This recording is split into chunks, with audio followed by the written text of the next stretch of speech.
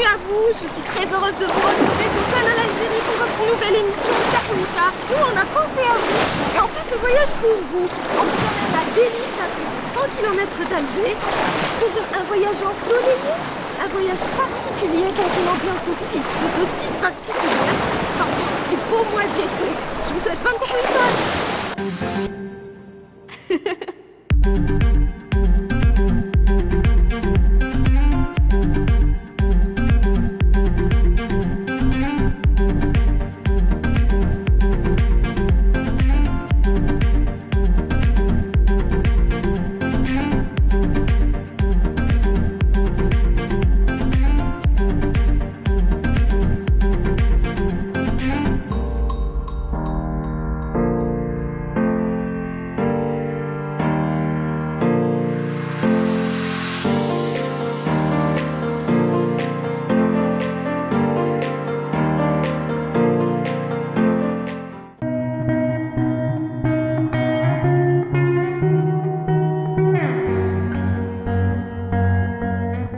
C'est émouvant de se retrouver ici, au sein de ce lieu chargé d'histoire. La Kasbah Délice serait, selon les histoires, la plus ancienne Kasbah d'Algérie.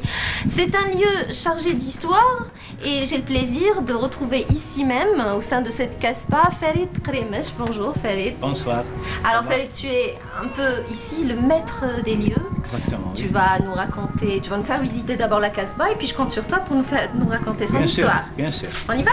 Bon, la construction de la Kasbah remonte à l'époque médiévale, sous le règne des Hammadites. Mouiz Daoula Ben Samadah, le prince d'Almeria en Andalousie, a construit le premier noyau de cette Kasbah en 1068. D'accord. Lorsque l'arrivée des Ottomans à partir de 1515, ils ont ajouté leur style et leur touche dans les maisons de la Kasbah. Cette Kasbah est composée de deux parties, une base Kasbah et haute Kasbah, séparées par la route nationale numéro 24. Chaque partie contient 4 quartiers. Chaque partie contient 4 quartiers. La plupart de ces quartiers portent le nom des Awliya Salihin, comme Sidi el-Bukhari, Sidi Yahya, Sidi Mansour. Et puis Sidi el-Harfi. À l'époque, cette Kasbah contient beaucoup de fours traditionnels, couches, aussi beaucoup de fontaines. Ouais. Mais malheureusement, aujourd'hui, il ne reste qu'une fontaine à la base Kasbah qui s'appelle Ain el-Mizan. D'accord. Et justement là, on se trouve devant ce lieu aussi chargé d'histoire, c'est le mausolée de Sidi el-Harfi. Aujourd'hui, il abrite donc un musée. Le musée de Sidi el-Harfi. Et puis le siège de l'Office national de gestion et d'exploitation des biens culturels protégés. C'est le mausolée de Sidi Mohamed el-Harfi. Ouais. C'est un saint qui a vécu au XVIIIe siècle. Ce mausolée est construit en 1895. Maintenant, il est transformé en siège de l'OGEBC, qui contient un petit musée à l'étage inférieur et l'administration à l'étage supérieur. On va visiter le musée? Bien sûr, bien sûr. Allons-y. Après vous. Merci.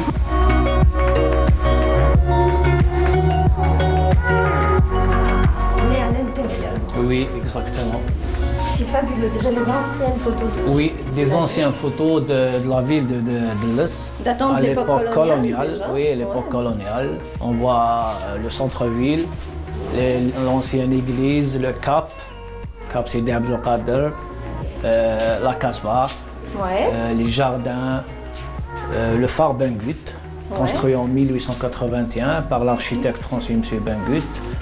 On voit aussi le poste militaire de Sidi Soussan. Tout à fait. Oui. Et puis là, c'est le mausolée. Hein, c'est le mausolée, oui. On voit le tombeau. Et là, il y a des pièces donc, antiques, des pièces... donc un trésor, j'allais dire, archéologique. Oui. Des vestiges archéologiques qui sont recueillis ici, qu'on a par moment retrouvé sous l'eau aussi, sous l'eau, dans les fonds marins. Exactement, oui.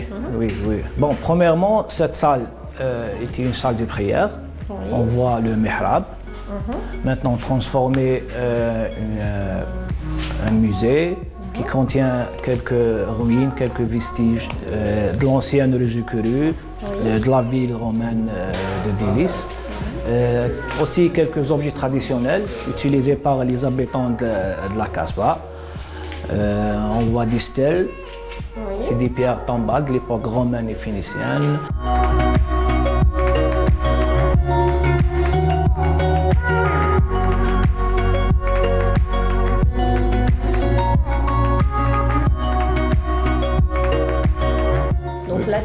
La tombe de Wali Saleh qui s'appelle Sidi Mohamed El-Halfi. C'était le saint patron de exactement, du quartier Sidi El-Halfi. De ce quartier. Parce que chaque quartier abrite une zaouia ou un tombeau d'un Wali Saleh.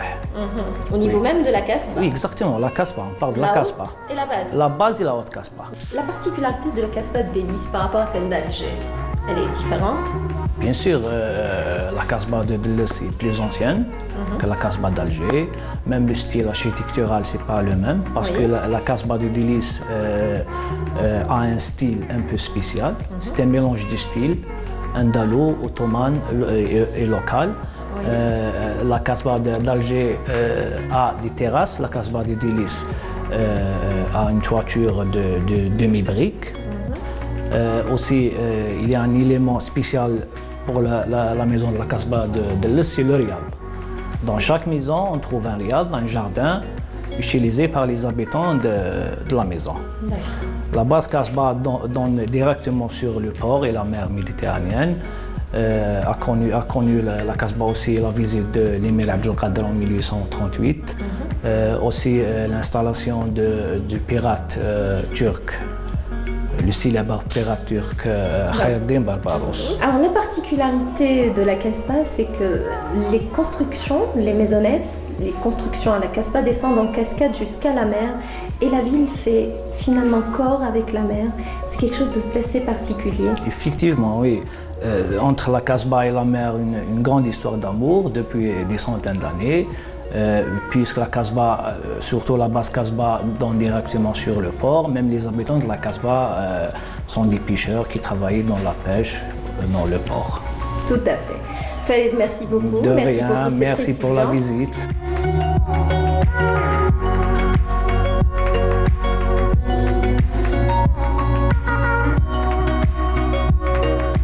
Délice dit forcément la mer et les activités subaquatiques, c'est la spécialité de l'association de tourisme et de loisirs Delphine qui œuvre à faire découvrir aux touristes les trésors enfuis sous l'eau dans la côte délicienne. Nous avons aujourd'hui le plaisir de rencontrer l'un de ses membres. Il s'agit de Omar El-Qaken. Bonjour. Bonjour. Comment ça va? Alhamdulillah, ça va. Alhamdulillah. Bienvenue à Délice. Merci. Et justement, nous nous trouvons au siège de votre association et ici même, vous disposez d'un musée. Vous nous faites découvrir le musée? Bienvenue. Merci. Alors, c'est notre musée maritime ici à l'association Delphine. C'est une association de tourisme et de loisirs. Notre principale activité, c'est la plongée sous-marine. Mais on fait d'autres activités comme les randonnées, les visites en ville. Plus de 500 adhérents. Exactement, Il y a aussi beaucoup d'archéologues au sein de l'association qui font de la recherche à travers donc, la plongée sous-marine et qui recueillent donc, des vestiges archéologiques, des pièces archéologiques enfuies donc jusqu'ici sous l'eau. Des espèces maritimes et qui sont en voie de disparition comme le nacre géant. Oui.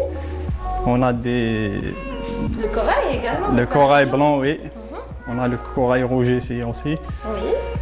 Je suis en train de voir, ça a attiré mon attention, une araignée. Une araignée, c'est la oui. première fois que je la vois comme ça devant moi. Oui. Ça fait peur.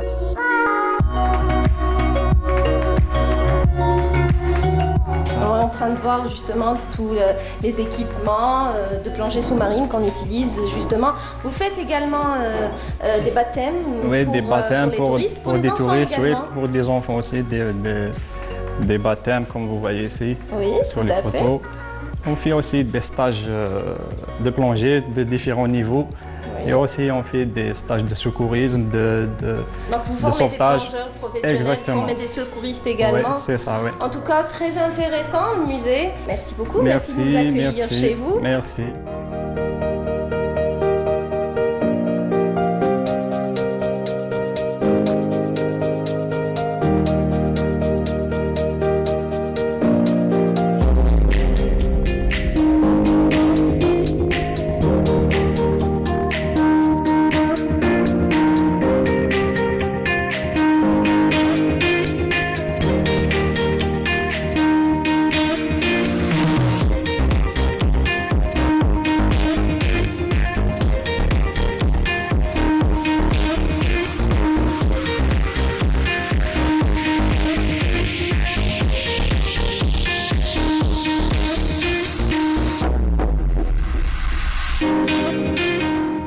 Amine Zerouali, bonjour. Bonjour. Tu es également un membre de l'association Delphine, un membre très actif aussi de l'association Delphine. Effectivement. Alors Delphine, ce n'est pas uniquement une association de tourisme et de loisirs, c'est aussi un club de plongée.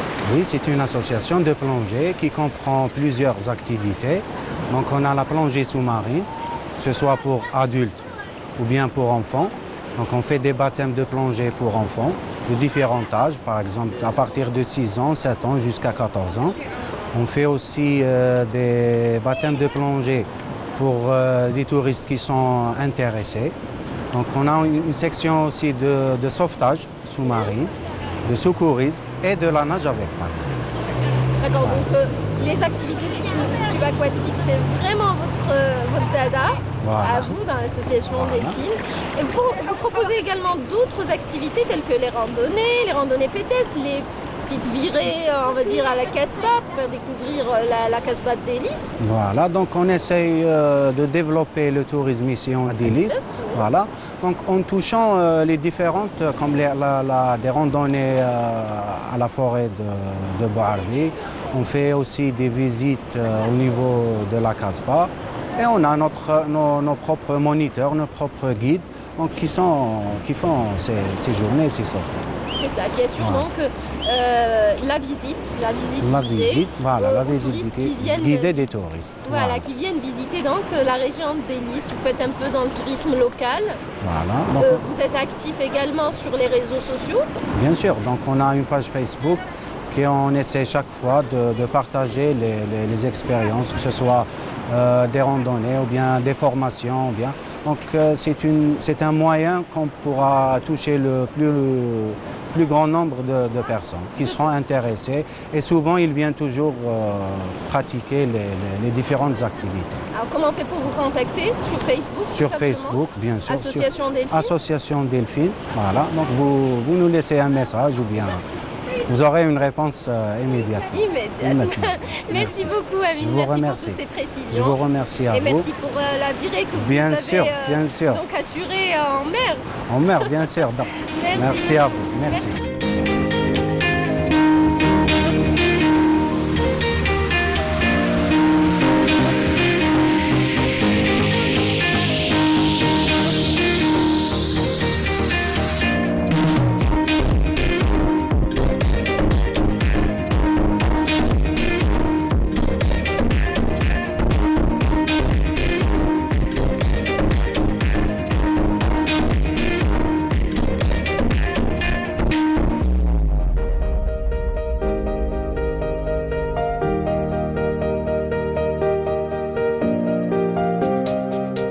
À la Casbah de Délice, une cité antique qui a toujours inspiré les artistes et qui continue à le faire. Nous avons justement le plaisir de rencontrer aujourd'hui un photographe hors pair. Il est issu de la ville de Délice, il s'appelle Marwan Azzaz et c'est un peu le photographe qui explore sa ville.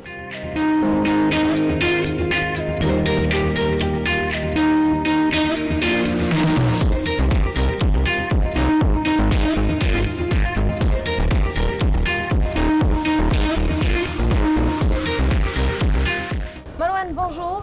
Bonjour à vous aussi. Alors, tu nous accueilles ici, c'est un peu l'occasion de nous faire découvrir ton parcours d'abord, et puis ta ville par là même. Vous êtes les bienvenus dans ma ville natale Délice. Merci, un plaisir partagé de te rencontrer aujourd'hui. Merci beaucoup. Donc, je suis étudiant en sciences biologie et je suis un amateur de la photo. Depuis mon jeune âge, j'ai eu l'occasion de manipuler des anciens appareils photo, des photophones d'ailleurs avec lesquels j'ai commencé mes premières prises de photos avec mes amis. On faisait des sorties, des randonnées, jusqu'au jour où j'ai eu la chance de toucher au matériel professionnel. J'étais marqué par la performance de celui-ci, d'où je me suis intéressé aux différentes techniques de la photographie et j'ai commencé à travailler sur des logiciels de traitement de la photo, mais aussi du montage vidéo. Et Délice est quasi présente dans tes photographies. Justement, nous nous trouvons au sein de la Casbah. Qu'est-ce qui t'inspire le plus ici? En effet, comme vous le constatez, la beauté de Délice ne vous laisse pas indifférent. Donc les thèmes, tout ce qui est site naturel, vestiges historiques, des portraits, de la photo de rue.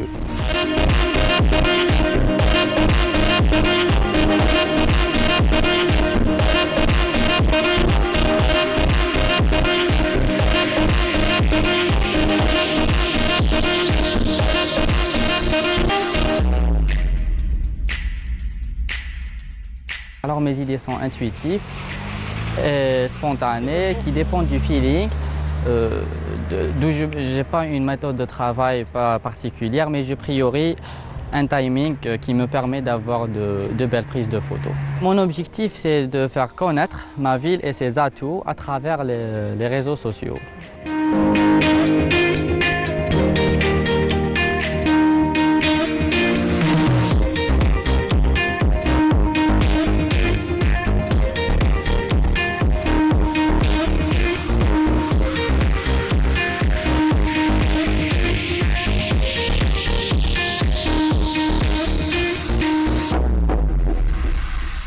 C'est ici, au sein de ce petit port de pêche aménagé par les pêcheurs déliciens, que prend fin notre émission. Merci à vous de nous avoir suivis. Merci à l'équipe technique qui m'a accompagnée pour le tournage de cette émission. Quant à moi, je vous donne rendez-vous avec grand plaisir dans 15 jours pour une nouvelle Tahwissa. Salam.